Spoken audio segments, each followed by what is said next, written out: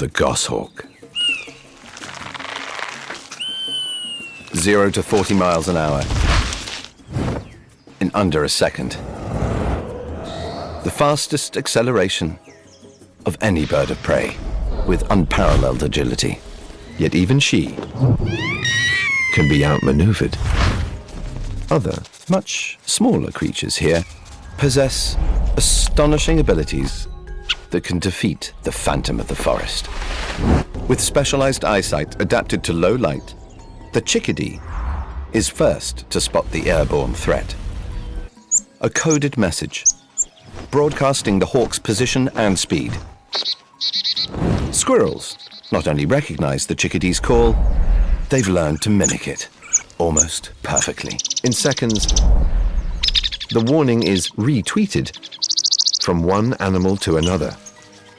It relays through the forest at over 100 miles per hour. More than twice as fast as the hawk.